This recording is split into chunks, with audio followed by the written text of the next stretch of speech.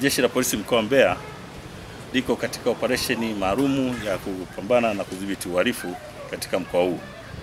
Hivi leo tumeweza kukamata shehena ya madawa ya kulevya ambayo yameingizwa nchini yakitokea nchi jirani kwa upande wa Malawi, na haya yalikuwa yanasafirishwa yakiwa katika gari namba T833 EDN aina ya Mitsubishi Kenta ambayo ilikuwa imebeba hii shehena iliyokuwa imechanganywa na pumba za mpunga, kwa maana kwamba huku nyuma walikuwa wameweka pumba na huko ndani kwenye sehemu ya bodi ndio walikuwa wamejaza huo mzigo. Kwa hiyo kutokana na taarifa ambazo tunazo na kwa sababu tunashirikiana na wenzetu wa mamlaka ya kupambana na kudhibiti madawa ya kulevya, basi baada ya kupata taarifa hii tumefika maeneo haya ya wilaya hii ya Rungwe, basi tukawa tumekamata hili shehena, na mpaka sasa hivi upelelezi unachunguzwa kujua ni madawa mpaka sasa hivi nadhaniwa kwamba ni madawa aina ya bangi, lakini kwa sababu tunao wataalamu na tutapeleka kwa mkemia, tutapata idadi kamili ya kilo ambazo zimebebwa.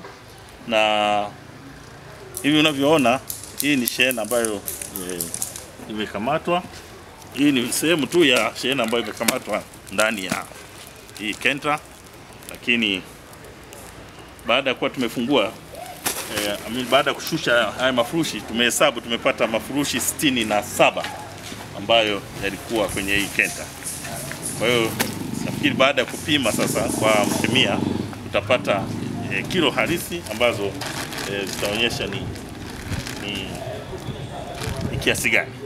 Wito wangu tu ni kwamba wananchi ambao wanajihusisha na hii biashara ya madawa kulevya waache, kwa sababu sisi Jeshi la Polisi mkoa wa Mbeya tukishirikiana na wenzetu wa mamlaka ya kudhibiti na kupambana na madawa kulevya tuko macho na tutaendelea kukabiliana na hao wote ambao wanaingiza haya madawa kulevya kwa ajili ya kuharibu akili za watu, lakini na kufifisha nguvu kazi ya taifa.